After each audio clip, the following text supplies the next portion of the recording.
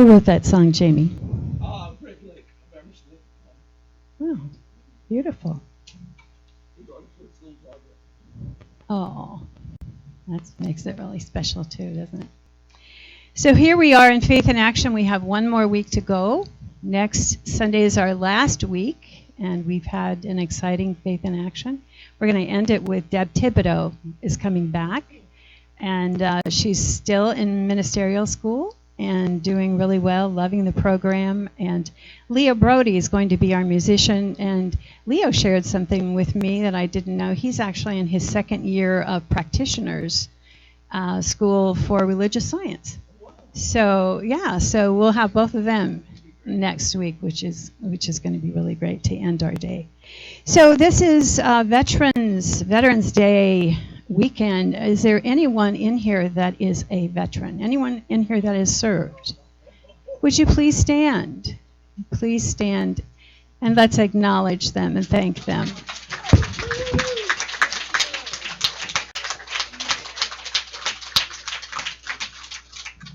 We thank you so much for your sacrifice and your service. Amazing. So we have been walking our talk. That's what Faith in Action is all about, and it's about stepping deeper into truth.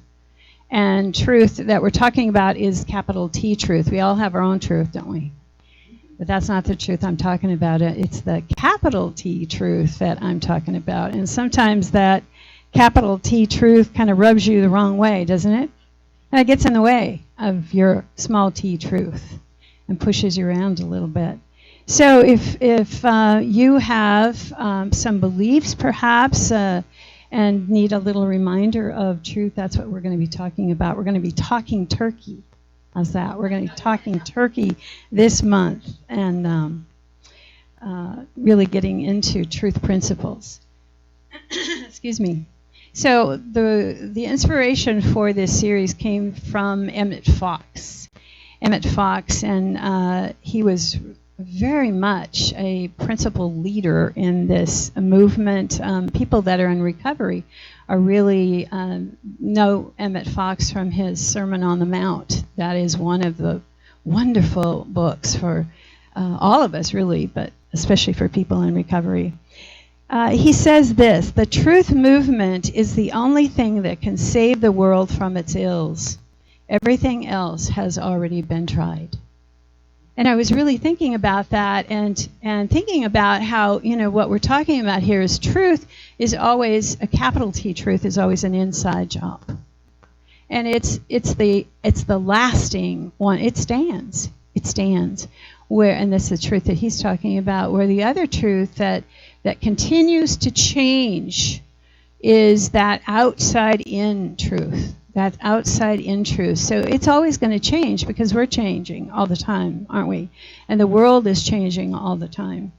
Ernest Holmes said in the Science of Mind textbook, we cannot see reality until our eyes are open, until the light of eternal truth has struck deeply into our souls.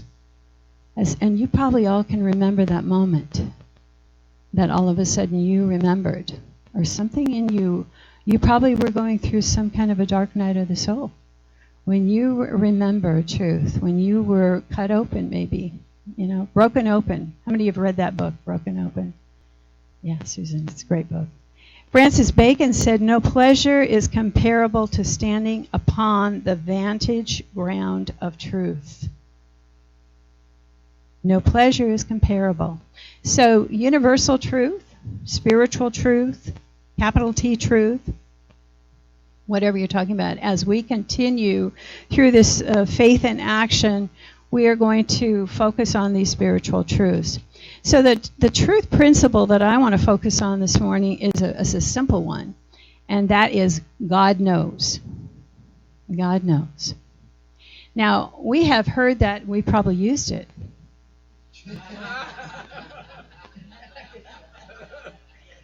In other small t truth ways, maybe, like with irritation or frustration when we throw our hands in the air and say, God knows. Have you ever done that? Yeah. That's not what I'm talking about today. I'm talking about the capital T truth where God knows. Or God knows. When we're in that place of faith, when we're in that place of faith and we really know that God does know.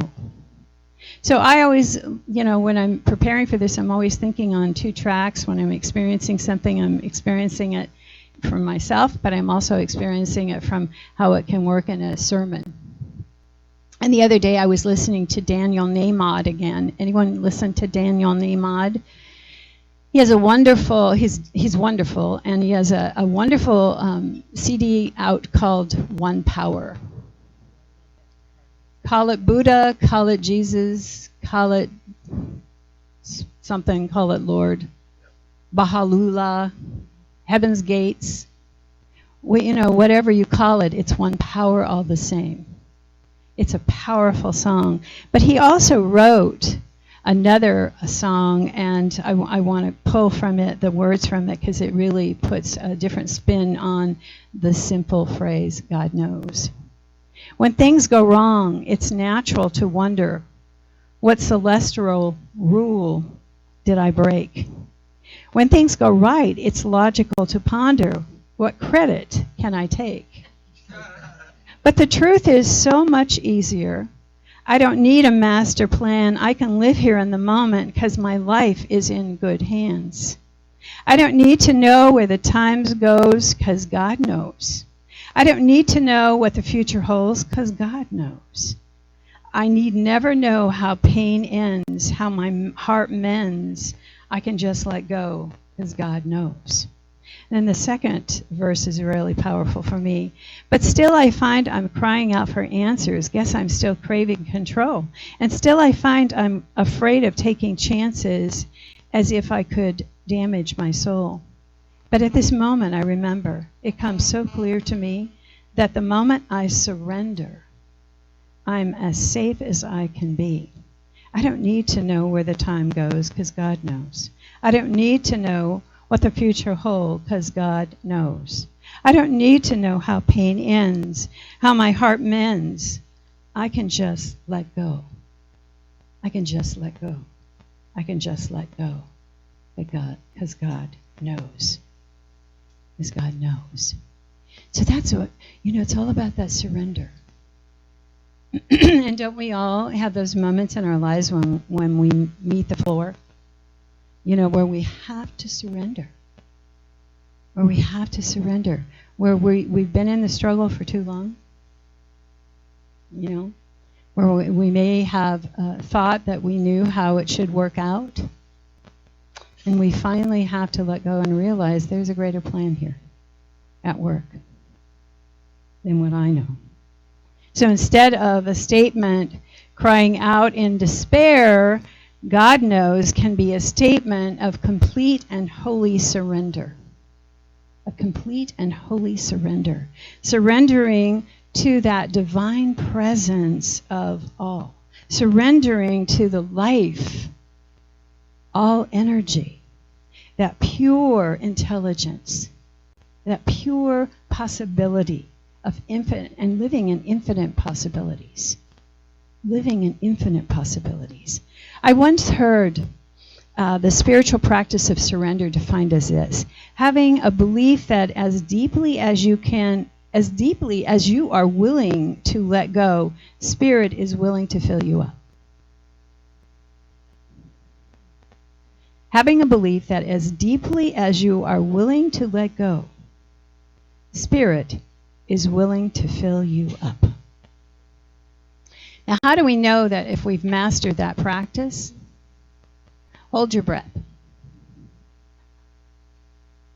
Take a breath and see what you feel.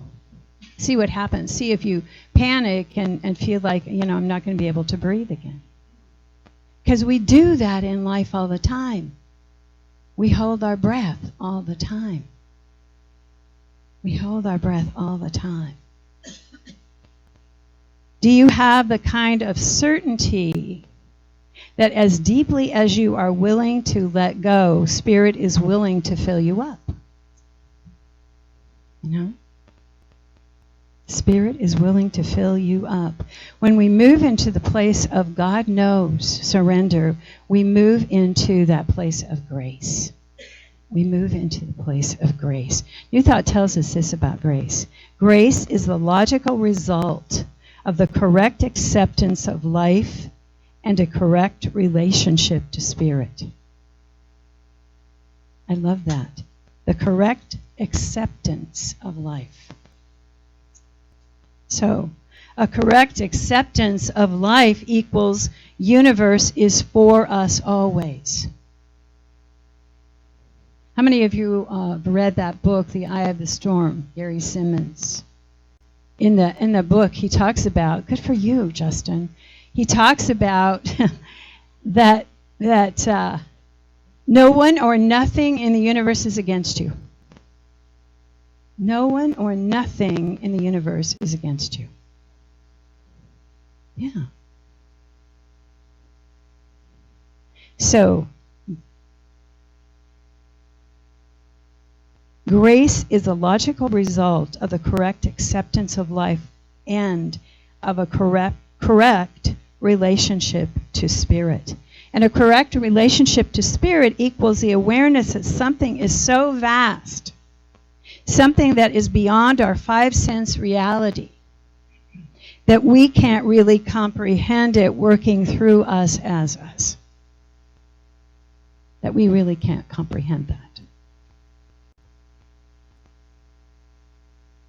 How many of you have had a hard time talking about that to other people, defining that? Yeah, it's hard to really get hold of, isn't it? Because it is so vast, it is so big. You know, and I think that that's why sometimes it's hard for us to have that personal journey. No. But when we surrender to it, we will have moments of what we call grace. We will have moments of what we call grace. The key, of course, is that in the hour we must surrender. In that hour, we must surrender. We must surrender. We must let go. We must let go. New Thought says, turning to the one with a complete abandonment and in absolute trust, we will find that we are already saved, already healed, and already prospered. Wow. So this is capital T truth.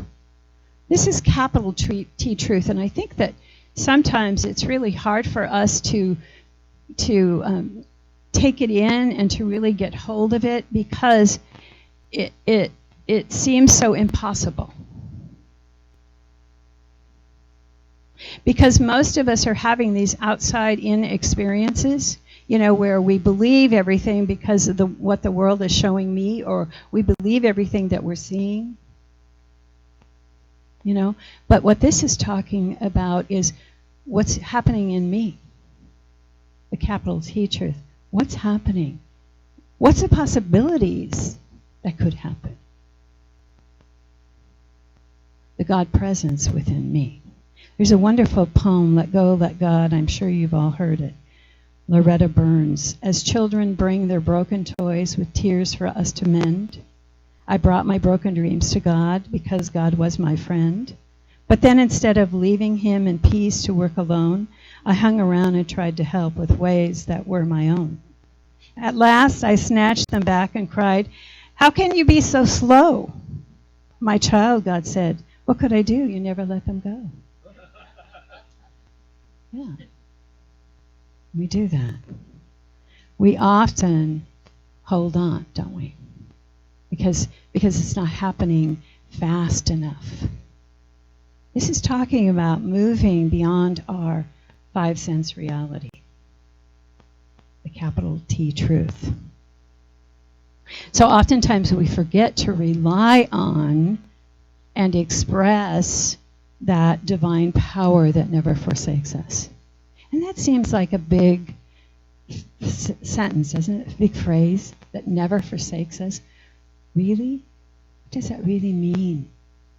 If we're living from the outside in, it's hard for us to grasp that. that never forsakes us, that it really is always there. But that is the truth, the capital T truth, that God is always present, and that God is a presence and a power that Charles Fillmore was talking about, that we're immersed in all the time, that we live and move and have our being. It is a wisdom that is around us at all times. We can train ourselves to rely on this through practice. We can yield our faith to God and then let it be developed until it lifts our consciousness to new heights, where the work of God then is revealed. So having faith in and believing in, even when we can't see the physical evidence of this invisible good. That's what the first principle is talking about, that we read, that we say every Sunday together. There's one presence and one power in the universe, God the good, even when we can't see it. It's there. We know it's there. The work of silent unity. To sit in the prayer room and to pray with people.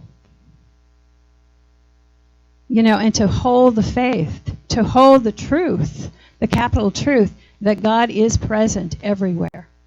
And even in the situation that sounds horrendous, God is present there.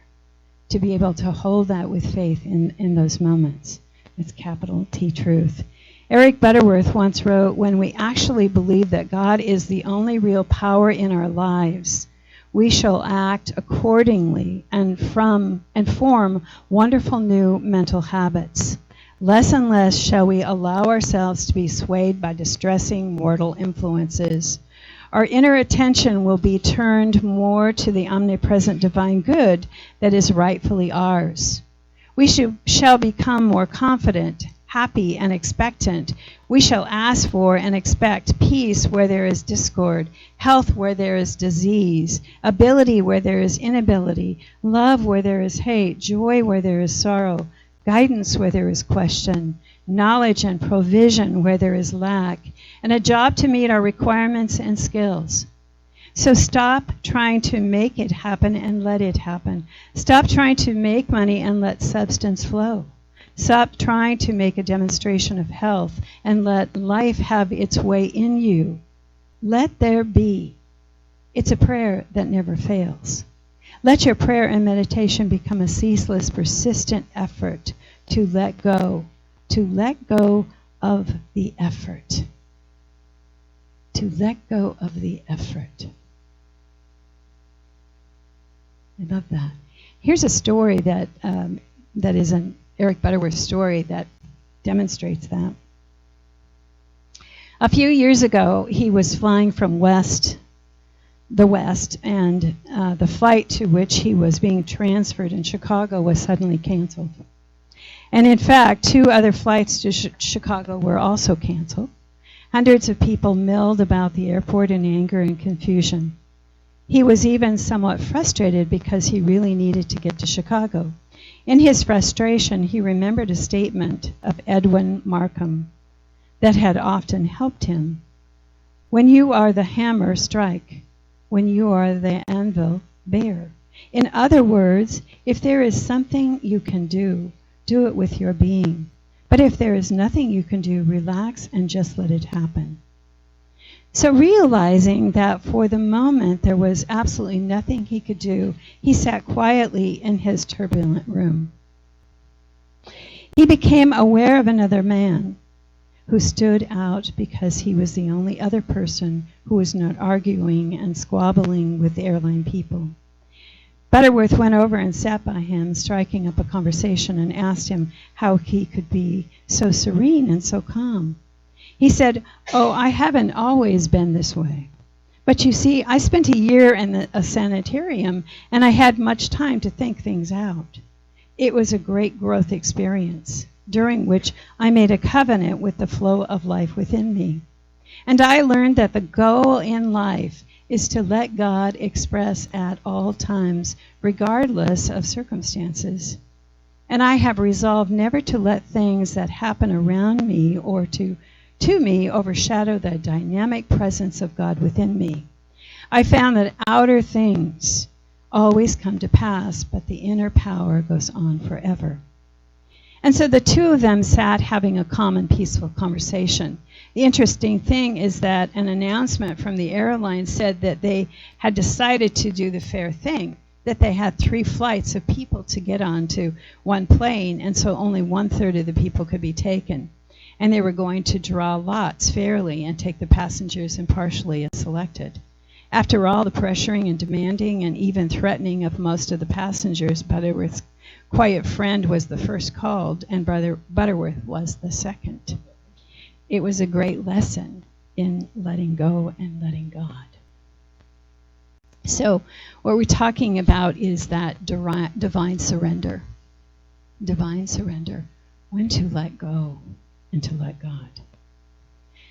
I just invite you, I'm going to take you through a meditation, and I would invite you just to close your eyes and to take this in.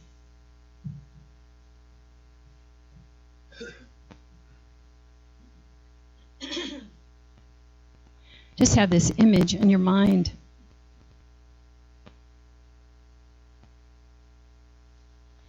Take a breath first and just breathe.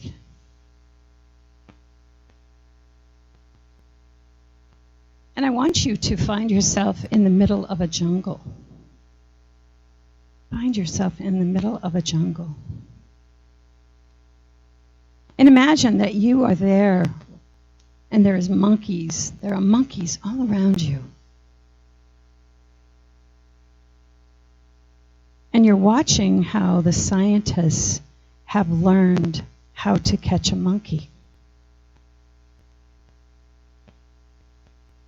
And you see them holding small jars with narrow necks. And they fill the jars with handfuls of nuts. And you see the monkeys putting their hands into the jars, and they clench with their fists, and they cannot pull their hands out of the jar. The jars are tethered down.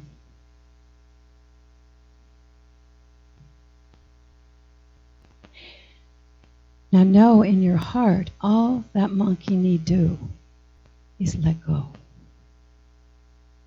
Everything that monkey needs is right there for him or her in the jungle. All the fruits and nuts and berries that monkey would ever want is right there. All they have to do is let go. And the same is true for us. All we have to do is let go. Take a deep breath. Thank you, God, for we know that you know. God knows.